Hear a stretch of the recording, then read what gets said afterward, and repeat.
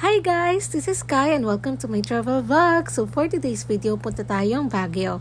So magko-commute lang tayo kaya konti lang ang dala natin. Syempre for the tipid tayo kaya bumili na rin kami ng pagkain namin sa bus. So sumakay kami sa Solid North Bus sa Cabanatuan Terminal and ang fee is 330 pesos. And after that, bumaba kami ng SM Baguio and ito yung fare nila para sa e-jeep nila. 14 pesos ang binayad namin dahil regular kami pero pag student 11.25 lang. Very affordable, diba? At dahil sa haba ng biyahe, kumain kami dito sa may Session Road sa steaks and toppings. Affordable lang din ito dahil buy one take one for only 169 pesos. And syempre hindi na kami nagsayang ng oras, nagpunta na kami ng Botanical Garden. Ito yung entrance fee nila, pa-screenshot na lang. Usually yung mga rates ng attraction dito, ganyan ang mga rates nila. And please, huwag kalimutan kunin ang ticket dahil ipapakita natin yan dun sa may loob. And ito ang bumungad sa amin sa loob ng Botanical Garden. Ang ganda, diba? Super aliwalas dito at sobrang ganda ng klima. May mga Japan effect pa sila. Look, oh. Sayang lang nung nagpunta kami ay peak season sa Baguio kaya super daming tao. Kaya medyo nakakailang siya magpicture. Pero perfecto for family bonding yung Botanical Garden. Meron din sila ditong tunnel na super lamig sa loob. Pero sa totoo lang natakot ako dito kasi takot ako sa mga ganitong lugar. Ang creepy kasi. The good thing is hindi maboboard ang mga chikiting nyo dahil may mga pambata ding views.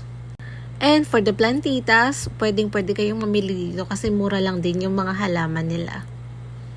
And in this area, pwede kayo magpa-picture dito pero may bayad nga lang. So after that, nag-proceed na kami sa next stop namin. Nag-jeep lang din kami dahil for the tipid ang mga persons. So ang next stop natin is sa Mines View Park. So pagbaba mo ng jeep, ito ang bubungad sa'yo. Bilihan ng mga souvenirs. So here we go.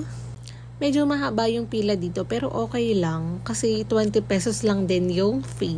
O diba, sa 20 pesos nakapunta ka na ng Mines View Park. And kung gusto mo magpa-picture dun sa dulo, you have to pay 100 pesos. Pero hindi na kami nagpunta dahil kita nyo naman sobrang daming tao. After mag-picture sa Mines View Park, pumunta na kami sa next stop namin which is yung sa Mirador. So kapag pupunta kayo dito sa Mirador, i-ready nyo ang mga tuhod nyo and please magdala kayo ng bottled water dahil sobrang taas itong place na to pero worth it kasi ito yung bubungad sa inyo pag narating nyo yung tuktok. Sobrang peaceful, kita mo yung buong Baguio. Sayang lang dahil hindi kami nakapunta doon sa may parang bell dahil medyo gabi na rin and pagod na talaga kami. Sobrang sakit sa tuhod dito sa place na to. And after that, bumalik na kami sa SM City Baguio para kumain. So pagkarating namin ng SM City Baguio, dumiretso na kami sa kainan dahil sobrang gutom at pagod na namin. And ito yung view sa taas ng SM City Baguio. Hindi ko pa rin alam kung bakit sinasabi nilang may sumpa ang Baguio pero sa nakikita ko ito yung isa sa mga perfect place na napuntahan namin ng boyfriend ko para mag-chill. But anyways, thank you for watching. Follow for part 2.